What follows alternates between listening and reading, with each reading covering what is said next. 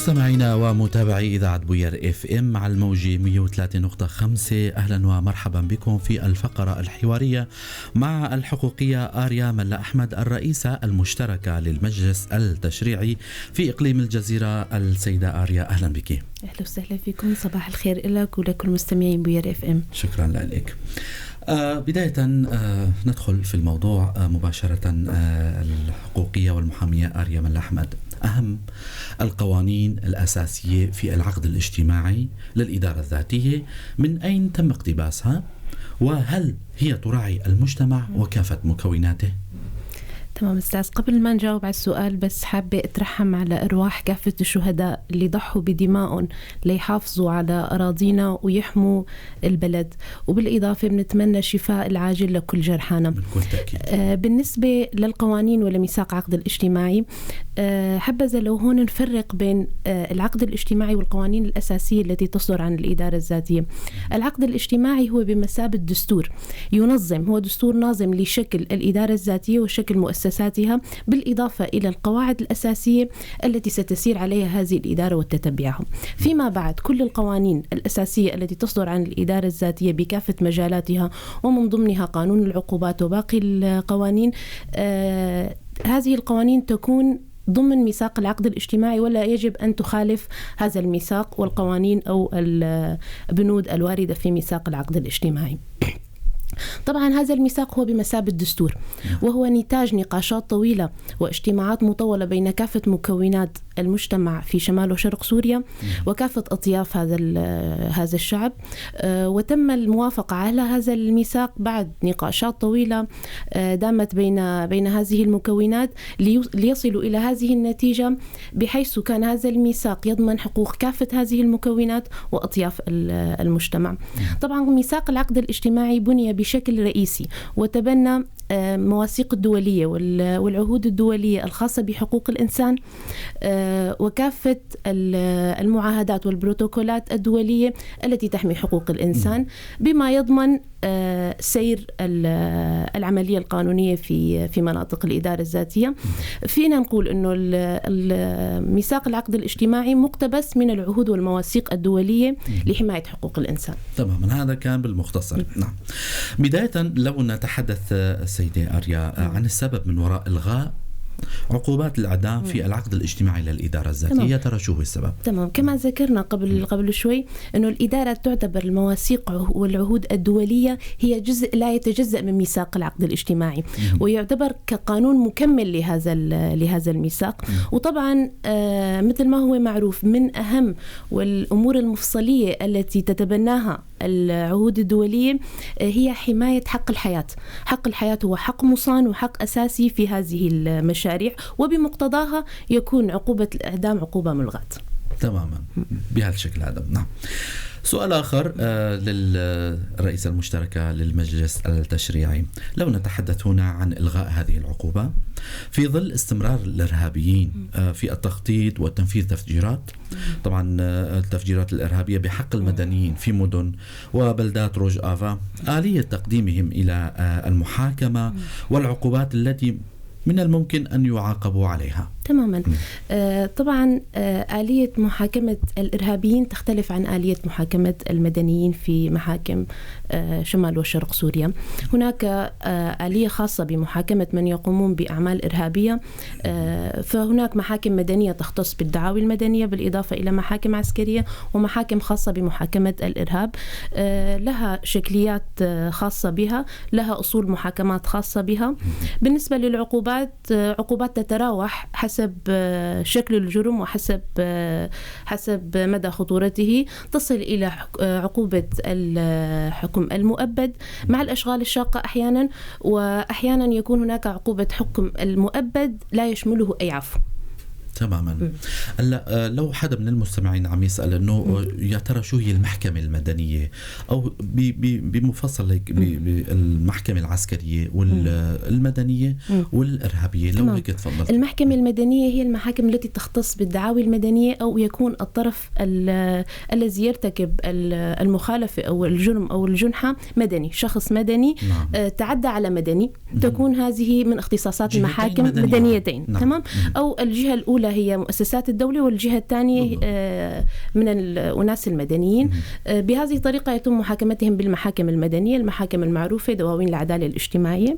أما بالنسبة لجرائم الحرب أو التي تتم في المعارك أو الإرهابيين أو فيما يخص بالدواعش الذين هم من أصول سوريا، يتم محاكمتهم عن طريق محاكم الإرهاب الموجودة في الإدارة الذاتية. هنا سؤال آخر أيضا بخصوص ذكرتي أنه المجرمين الذين يرتكبون كانوا مواطنين سوريين. طب إذا كانوا ما مواطنين سوريين؟ تمام. يمكن أنتم تابعتوا بالفترة الماضية كان في مطالبة لإنشاء محكمة دولية لمحاكمة الدواعش الغير سوريين بالإضافة إلى سوريين عن طريق محكمة يتم الاتفاق عليها دوليا ليتم إنشائها في شمال وشرق سوريا. وكان إصرار الإدارة على إنشائها في منطقتنا كون الجرم ارتكب في هذه المناطق وبحق أبناء هذه المنطقة، فمن الطبيعي أن يتم محاكمتهم على هذه الأرض. نعم. سؤال آخر في استطلاع للرأي وأجراه مراسل راديو بوير مع آراء عديدة من أهالي مدينة قامشلو بالتحديد، الكل كان يطالب بتنفيذ حكم الإعدام بحق المجرمين الذين قاموا بتنفيذ تفجيرات إرهابية. الناس لا تقبل بعقوبة سجن مؤبد ربما، وخاصة أهالي الشهداء والجرحى. كيف تردون بشأن ذلك؟ بخصوص عقوبة الإعدام مثل ما حكينا هي عقوبة ملغاة في الإدارة الذاتية.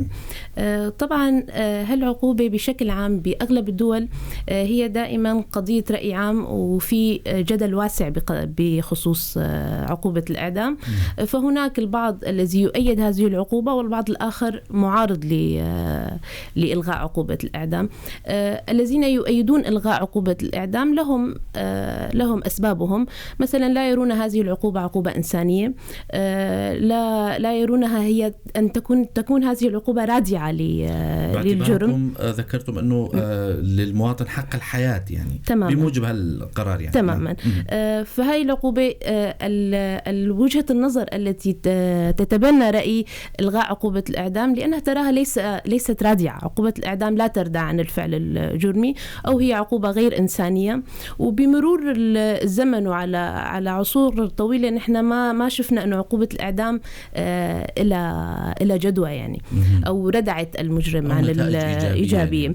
بالإضافة الرأي الآخر من الناس الذين يؤيدون حكم الإعدام يرونها سبب رادع. عقوبة الإعدام تردع المجرم عن الجريمة، يرونها سبب من أسباب استتباب الأمن في المنطقة. فالآراء منقسمة حول عملية تفعيل بنود حكم الإعدام.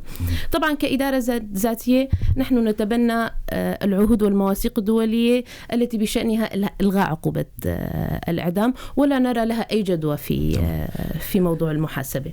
السيدة آريا ذكرتي الآراء، يا ترى هني آراء مين؟ نحن هلا ذكرنا آراء المواطنين وآراء عامة الناس أو أصحابين العلاقة، ربما يكونوا أحد اللي أخذنا استطلاعهم. آراء من اتخذتم بخصوص أنه مثل ما قلت لك ميثاق العقد الاجتماعي كان نتاج نقاشات طويلة بين مكونات الشعب تماما. يعني في حقوقيين، في شخصيات اجتماعية، في شخصيات حقوقية، في شخصيات تمثل الأحزاب السياسية. يعني عقد الاجتماعي ما تم كتابته بيوم ويومين، كان نتاج لنقاشات طويلة لحتى توصلوا لها الصيغة أنه يتبعوا المعايير الإنسانية بالقوانين اللي تصدر بالإدارة الذاتية. المجلس التشريعي ألغى عقوبة الإعدام، اتفقنا عليها. ما هي أقصى عقوبة يمكن أنه يعاقب عليها منفذي العمليات الإرهابية؟ طبعا هناك عقوبات متعددة. عقوبة السجن المؤبد الذي لا يشمله العفو تعتبر من أقصى العقوبات. يعني أي عفو يصدر في الإدارة الذاتية لا يشمل الشخص المجرم، بالإضافة إلى عقوبات الحكم المؤبد مع الأشغال الشاقة. أحد المواطنين طبعا هو قاطن في خارج البلاد عم يسأل، هو ربما سؤال خارج نطاق موضوعنا، ولكن رد وكرر أنه يتمنى أنه نسأل هالسؤال، نوجه سؤال الحقوقية آريا ملا أحمد، أنه أظن تعدد الزوجات ليس لصالح المجتمع نفسه، ظاهرة العنوسة خطيرة، هذا رأيه. فوجهنا السؤال مضطرين لأنه ركز بخصوص هذا الموضوع. لو بشكل مختصر. بالنسبة لموضوع تعدد الزوجات، طبعا الإدارة من 2014 طلعت هالقانون، وطبعا ليس من صالح المرأة قضية تعدد الزوجات. ولما نحن بنفس حتى هلا الموضوعين مترابطين، مثل ما نحن مثلا عم نلغي عقوبة الإعدام ليكون القوانين الصادرة عن الإدارة الذاتية ملتزمة بمعايير إنسانية معينة وبمعايير مدنية معينة، نفس الشيء يشمل موضوع تعدد الزوجات يعني. إذا ما نبعد عن موضوعنا. شكرا للإجابة. ننتقل للسؤال الآخر. الحقوقية آريا مل أحمد، طبعا هي الرئيسة المشتركة اللي جديد انضم لنا الآن في ضيفتي في الاستوديو، الرئيسة المشتركة للمجلس التشريعي في إقليم الجزيرة آريا مل أحمد. عم نوجه لها سؤال الآخر. طبعا المنطقة عم تتعرض للهجمات من قبل جيش العدوان التركي، ووجود هؤلاء المجرمين في سجون الإدارة بعد حكمهم بعقوبات سجن لسنوات طويلة أو مؤبدة يعطي المجال لهؤلاء ربما الهروب من المعتقل في حالات فوضى حصلت بعض المناطق.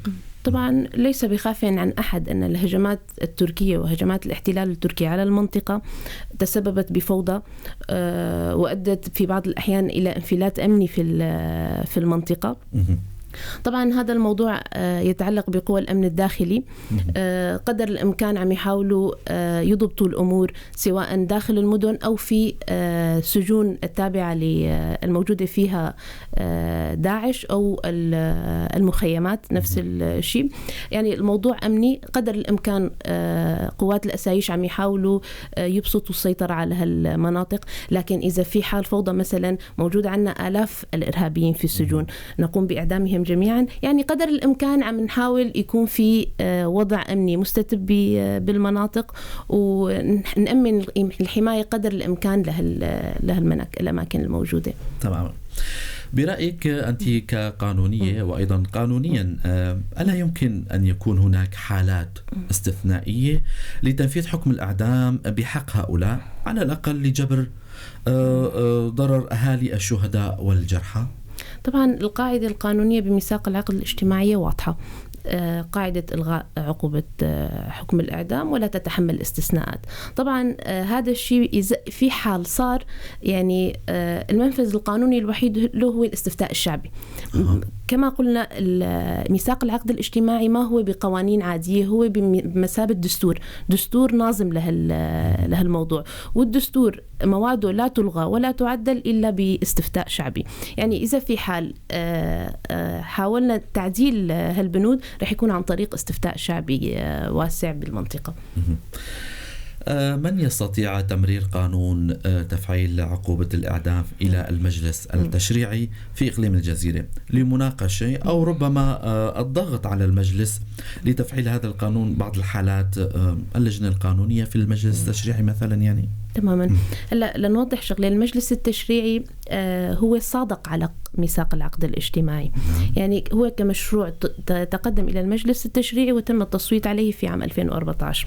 أما بالنسبة بشكل عام لأي قانون أو مشروع قانون أو مقترح يمرر إلى المجلس التشريعي ويتم مناقشته له عدة طرق. مثلا واحدة من طرائق اقتراح قانون أو مشروع قانون للمجلس التشريعي هو أن يأتي المقترح عن طريق 20 شخص من أعضاء المجلس التشريعي، يقدم المقترح ويتم مناقشته في جلسات المجلس التشريعي، وإذا تم الموافقة عليه بالأغلبية والتصويت يتم المصادقة عليه ونفاذ هذا القانون.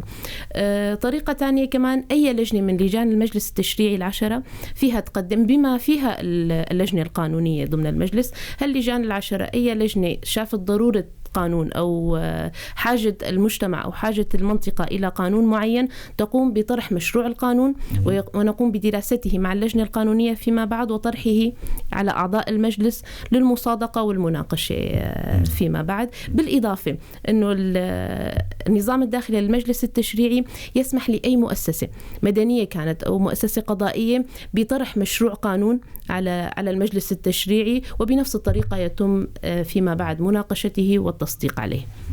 أفهم من كلامك أنه ربما يكون هناك تعديل لبند معين يجرى لسواء يعني بالمدى القريب أو البعيد، يعني نتيجة استفتاء أو آراء أو أمر معين يعني. تماما. نعم. برجع لسؤالي اللي قبل شوي سألته، هل الاستطلاع، إذا افترضنا استطلاع لا إذاعة بوير FM، لاستطلاع على آراء المواطنين والمدنيين أو ذوي الجرحى والشهداء، هل هذا لا يعتبر بمثابة يعني مثل ما بيقولوا طعن لهالقرار هذا، أنه بدكم أنتم تعملوا استطلاع أو أخذ بآراء المواطنين، مواطنين شمال شرق سوريا أو إقليم الجزيرة بخصوص تعديل قانون الإعدام؟ تماما. يعني في أي جهة إذا تبنت رح تكون المبادرة من عندكم أو تلاقوا صدى سواء على شبكة التواصل الاجتماعي آراء الناس أنه الكل عم يطالب بإعدام هؤلاء الأشخاص الذين يرتكبون جرائم حرب أو ما يسمى يعني. تماما. يعني مثل ما حكينا قبل شوي، بأي قانون يمرر، هلأ إذا حكينا عن المجلس التشريعي قلنا القوانين، مثلا حتى إذا فيك مشروع قانون جديد أو تعديل يمر في المجلس التشريعي. الميثاق العقد الاجتماعي هو بمثابة دستور. مثلا أي مؤسسة، طبعا هون المنطقة منطقة مؤسسات وكل حدا منظم ضمن مؤسساته، بالإضافة للشريحة الشعبية الموجودة. الطرح بيجي على المراحل اللي أنا شرحت لك إياها قبل شوي، هدول اللي يقدروا يفوتوا على المجلس التشريعي، بالإضافة إلى الطرق اللي ذكرناها قبل شوي. هناك بعض الحقوقيين لديهم بعض الأفكار بشأن وهي أن يتم تسليم هؤلاء الإرهابيين الذين قتلوا الكثير من المدنيين إلى قضاء الحكومة السورية، كونها لم تلغي هذه العقوبة في تشريعاتها. ما تعليقك؟ تماما. أعتقد أنه القضية ليست بمن يقوم بتنفيذ حكم الإعدام. الإدارة تنفذ الحكم أم السلطات السورية هي التي تقوم بتنفيذ الحكم؟ القضية أن عقوبة حكم الإعدام كمبدأ هو مبدأ مرفوض عند الإدارة الذاتية. فالموضوع مو أن السلطات السورية تنفذها ولا الإدارة الذاتية تنفذها. عقوبة الإعدام كمبدأ مرفوض لأنه يخالف المعايير الإنسانية، معايير الإنسانية المطبقة عالميا. هذا هو. فإذا شيء أنا مالي مآمنة فيه، ما أقوم أعطي أو أسلم الإرهابيين لجهة تانية ليقوموا بإعدامهم. مبدأ الإعدام مرفوض تماما قطعا يعني. السؤال الآخر للسيدة آريا ملا أحمد يقول آخر بشأن ذلك: ما زلنا في سوريا، هناك اعترافات أو اعتراف دولي بالحكومة السورية في دمشق، ويعتقد بأن تسليمهم لينالوا عقوبة الإعدام أفضل حل.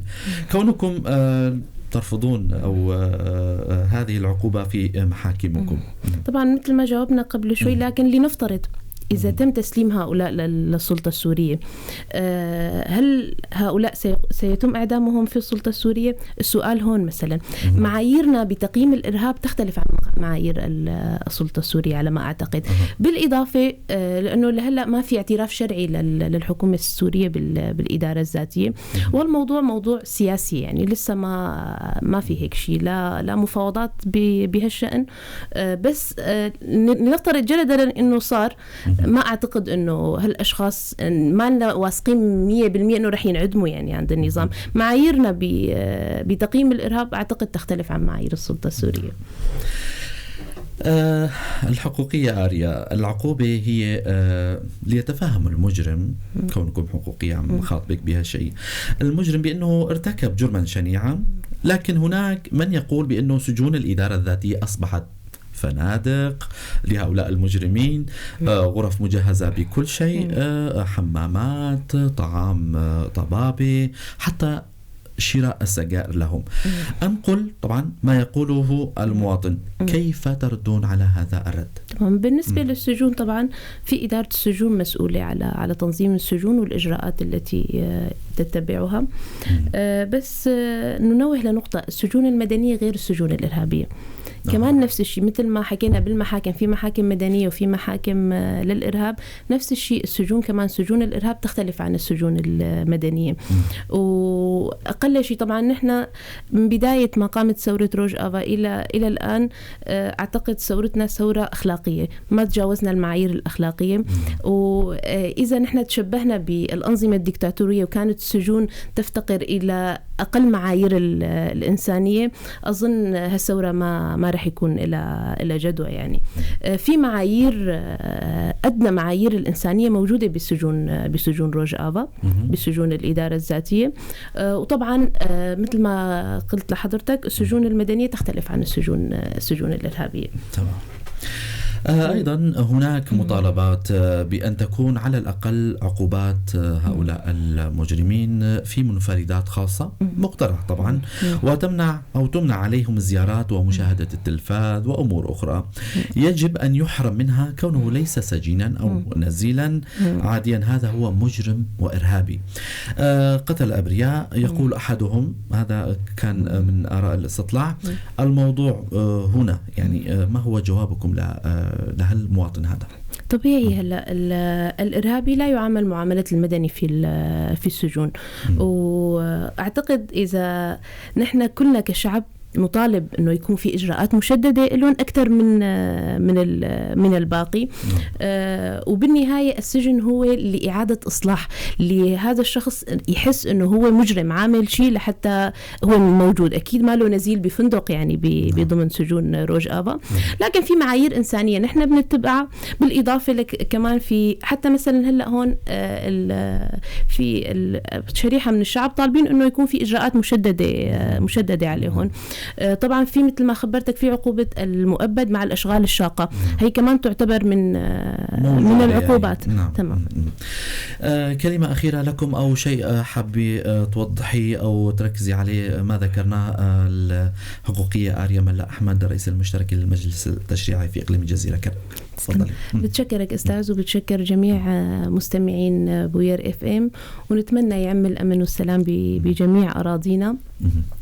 ونهاية حابة وجه تحية لجميع أبطالنا الموجودين بساحات القتال يلي عم يضحوا بأرواحهم كرمالنا. للشهداء الرحمة والخلود، ولكم كل الشكر. شكرا لك. نعود إلى برنامج عطر الصباح مع زميليني همالين فرمان وبرزان فرمان. شكرا لحسن المتابعة، دمتم بخير.